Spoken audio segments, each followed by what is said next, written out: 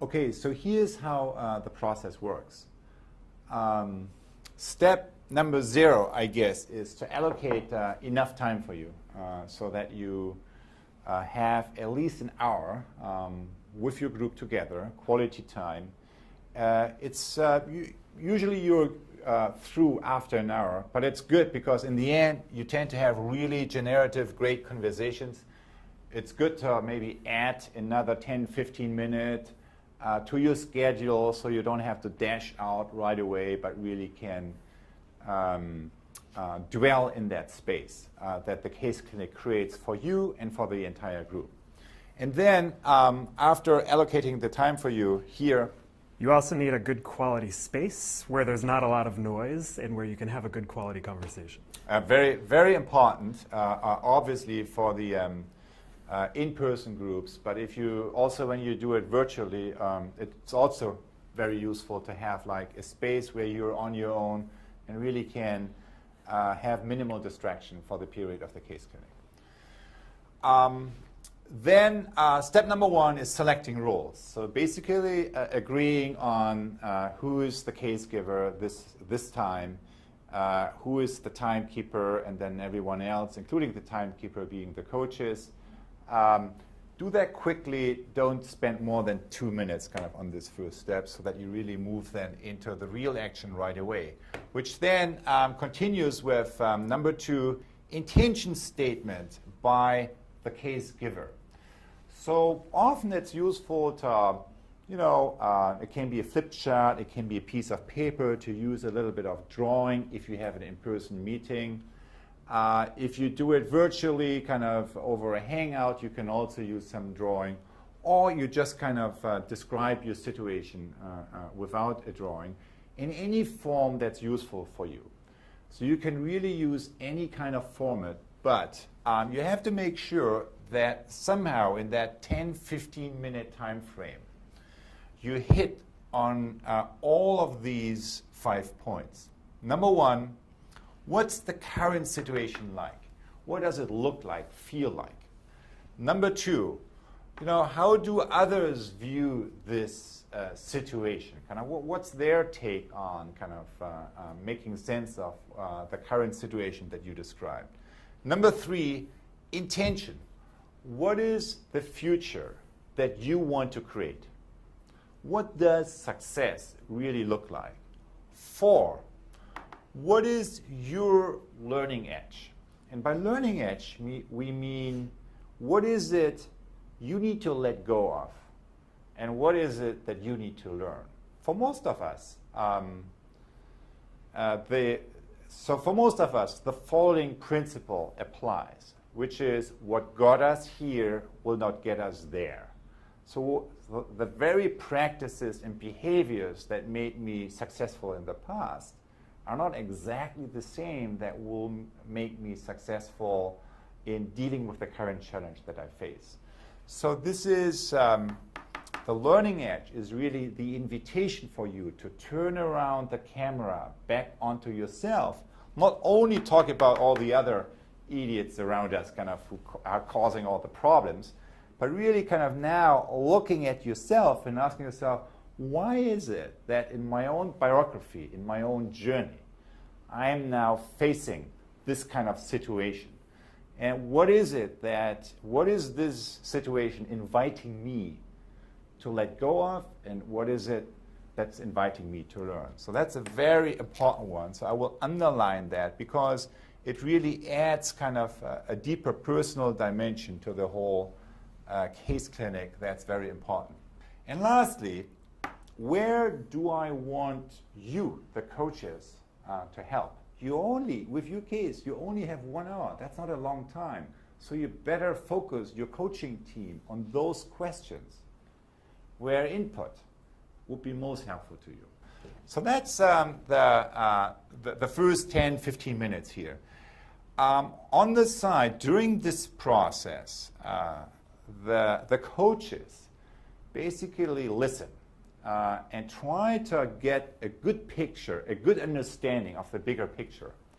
If there are things unclear, the coaches are asking, if the coaches are noticing that all the time is being spent here, or on these first three, but not on the fourth one, then the coaches, ask these clarifying questions and help the case giver to really clarify the situation. This is not the time to get lost in details. You don't need a detailed understanding of the situation, but everyone needs a big picture understanding of the current situation. And so that's kind of the main thing going on here. The coaches do not, at this stage, do not give advice, do not try to fix the situation. Now, for most of us, I mean, most of, people like me, like us, kind of most of the people we work with, when we are in a situation where somebody is sharing their problem, this is the urge that comes up from deep down. It says, I have been there, I know this problem, here's what you need to do. You need to do 1, 2, 3. So this is a habitual way of responding to a situation that I haven't really maybe fully understood yet. And that's not what we want to do here. So we suspend, as coaches, we suspend the urge of fixing the problem, giving advice, and instead move into step number 3, which is creating a moment of stillness. And a moment of stillness, doesn't need to be too long, could be just 2-3 minutes. And during that moment of stillness, we connect to our heart and we connect to the resonance that the entire story that we heard is creating within us, within my mind, within my heart, and within my whole body, really. And so as we move into the stillness, some people just sit still, other people kind of make a little drawing or something or are taking notes. Basically, what you do in these 2 or 3 minutes is that you connect to your heart and you connect to, you begin to pay attention to the resonance. What are the images that are evoked in my mind by the story I just heard? What are the feelings that I'm picking up, that I'm noticing? And what are gestures that sort of embody the essence of what we just heard? Remember, in one case, there is somebody, one of the coaches said, well, the way I heard your story, it's really like the image I see is you're in a restaurant, you're a waiter, there are only 2 of you serving a total of 120 customers. So you're kind of awfully busy, kind of running around and keeping everyone happy in that situation. I remember a second case where somebody said, well, you are like, so the situation I heard feels like a head without a body, kind of a head that's disconnected from a body and kind of from actually the capacity of doing something about it. It's all just ideas.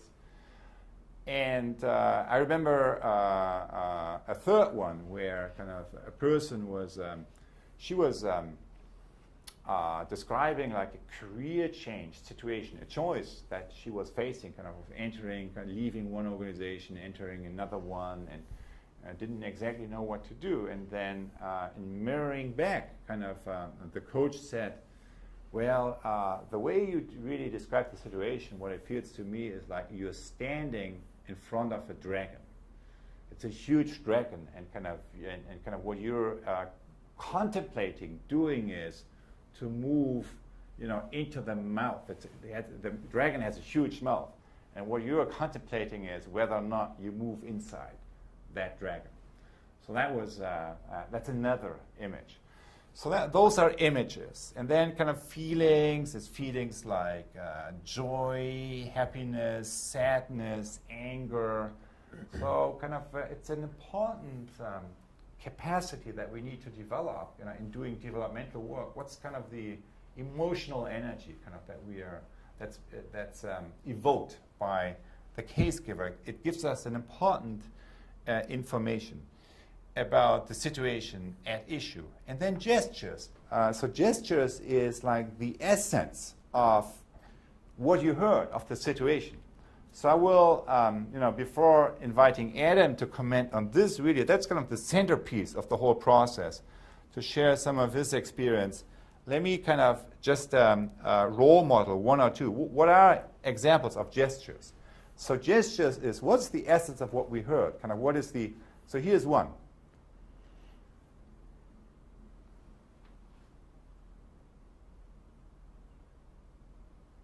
You see me turning away from a situation. I'm facing a situation and I'm turning away. So that would be one. So here's another one.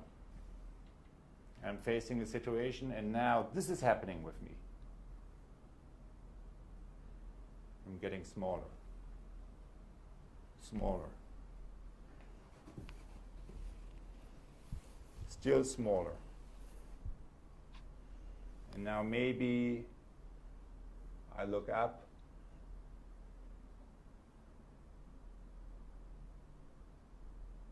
You feel the difference? It's a different gesture. It's a different essence of how I relate to a situation. But it could be also, gesture could be also something like this. I'm starting here and I'm beginning to rise.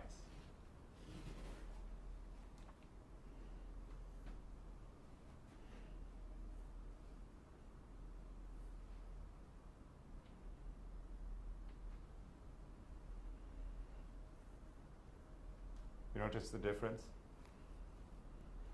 So, gestures. Here's the trick about gestures. You don't know what it is because you only have a feeling. You have a feeling of a situation, and then you just connect with that feeling and you spontaneously translate that into a gesture. But before you do it, you don't know what it is. So you connect with the feeling, and then without thinking, really, you express that in some kind of gesture, and that's what it is. So you're as surprised as everyone else, and that's your gift. Because by doing it, you unearth, you make visible a deeper dimension of the case that wasn't fully articulated yet. And that's what I'm offering to the case giver as a gift. Now, obviously, that's much easier if you're together in person. If you're virtually, you just, either you demonstrate that on on your video screen. That's possible. I have also been in great sessions that were just audio, and people were describing the gesture that they felt, that they experienced. So you just describe that. That's also possible. What's your experience? I mean, this is really the heart of this whole process. What came to mind as I was listening to you is something that, Otto, you have said a number of times, and one of your mentors here, Ed Schein, says, which is that everything that happens to you is data. So I was thinking of that as you were describing images, feelings, gestures. So if I'm listening to somebody, what feelings are we talking about? So if somebody's telling me what their case is, I might notice that I'm getting like a tightening feeling in my chest. So that's interesting. Maybe it's related, maybe it's not, but I pay attention to it because it's something happening during the situation. And I notice it and I may want to share it back. I heard you describing the situation and it made me feel really tight in my shoulders or in my chest. The same is true for images as well. So I remember once we were in Indonesia and I was listening to somebody talk about this massive challenge that they had of trying to bring together different parts of an organization that haven't really worked together. And I got an image in my mind of a woman who was gardening. She was in her garden, she had her hands in the dirt. And rationally, I had no idea what this image had anything to do with the situation she was describing, but it was there nonetheless. So you notice the images you have, you notice the feelings that you have, and you don't censor them and you don't judge them. They're there, they're data, they're interesting information, and that's part of the process is what we're going to describe next, is the mirroring back, is the sharing. Thanks. It's really a great point. So I remember kind of my mentor, Ed Schein, kind of the author of Process Consultation and inventor of Process Consultation, very often saying, everything we experience is data. That's really what this process is about. It's about deep data, right? Everyone's talking about big data today. This is not big data. This is deep data. It's kind of surfacing, unearthing the deeper layers of our own experience, which are data and which, if attended to, can give us very helpful information in terms of how to take the next steps. The first is stillness, which is you connect with your inner experience. You listen to the resonance. What are the images, the feelings, the gestures that you sense in that situation? And then the next step here, step number 4, is the mirroring, that you offer back, that you share with the case giver kind of what came up for you. So each of the coaches is sharing what are the images, the feelings, or the gestures, and/or the gestures that came up for me. So you just go around and everyone is sharing that. And it's like, when I share that, if I share my gesture, it's more like a gift to the case giver rather than let me fix your problem type of attitude behind that. Okay. So this is, so that's kind of stillness, mirroring. The case giver, as she or he is listening to what the coaches are sharing during the mirroring, is taking everything in. So it's a real gift that you receive. You begin to see your own life, your own situation through the lens of the souls of the other coaches, right? Kind of their deeper resonances that they share. And then usually what happens is that the case giver says, oh, that's really true. I didn't really talk about that, but seeing, listening to that image or seeing that gesture, that's what's coming to my mind. So usually kind of the problem, the situation is being reframed in some profound ways, kind of accessing this deep data here. And then the case giver is reflecting a little bit on that. And generative dialogue means everyone is, having a helpful conversation that is focusing on helping the case giver to deal with her situation more intentional and more generative and more effective. So you build on each other's ideas, you ask more questions, maybe kind of to explore some of the themes, deeper themes that have been surfaced here, and then you move it forward in order to really be helpful to the situation of the case giver and how she could respond to it. You finish up with closing remarks, kind of first the coaches, maybe there's a last thing I want to underline or to add what I haven't said before as a coach, short closing remarks from the coaches, and then the case giver is looking back and from 3 angles and basically saying, okay, so here is in terms of ideas, here are the 2 or 3 new ideas that I came across and how that helped me to reframe the situation, maybe given to my initial framing. Here is kind of looking, tapping to the open heart dimension. Now, connecting with taking stock of my energy, this is kind of how I feel about it right now. Kind of my energy is up or down or whatever, kind of you connect with that. And then open will really means action. So here there are 2 or 3 actions that clarified for me that I'm going to take in the next week or 2. And maybe there's like a 3rd action or a 4th one that I would like to take, but I don't know yet how, and I need to inquire. So that's basically wrapping it up. And then you give yourself another minute or 2 to capture the key takeaways. And what we experience is, although really each case is very different, and so we bring in very different situations. But if almost all the cases I have ever been into have been also very useful for me as a coach. I'm not only helping someone else, but I know the situation from my own life. And so the learnings are just as profound on the side of the coaches as they are on the side of the case giver. So summing up what this process really is you basically, many of you know case clinics and stuff like this. So what is special here? what's special is that as you start here, you really pay attention to not only talk about the outside situation, but also the inside situation, your own learning edge. Then, instead of fixing the problem, you add this dimension of stillness, of resonance, and then mirroring back the images, feelings, and gestures. And as that kind of has been surfaced, as a group, you take that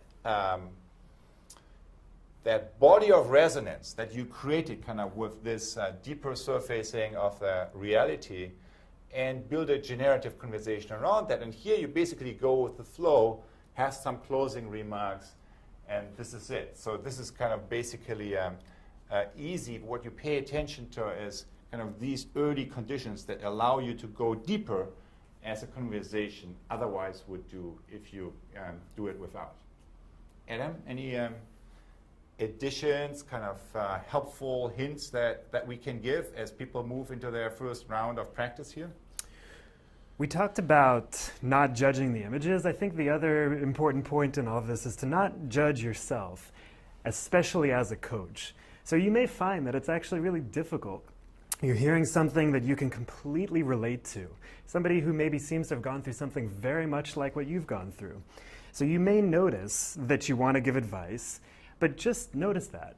And that's great data that you get on yourself about where you are in your own practice of listening. So just pay attention to that. It's not a matter of judging it, and just notice it. And then the only other thing is that next week, we will come back and we'll do a check-in at the beginning of the week, and we'll hear some of your feedback. How did this go? What worked for you? What was difficult? What were some of the challenges that you faced? So we're really looking forward to seeing how this goes and hearing from you over the course of the next few days. So enjoy the process. We usually experience that there's a steep learning curve within this whole process. And obviously, in what we do in this class is based on a general case clinic principle, which is that all the specific material of a case stays confidential within the case clinic, will not be shared to anyone outside without checking with the case giver. So that confidentiality is a key principle here at work. Enjoy the process, and we look forward to checking in with you again in a week from now to review your learnings from using this for the first time.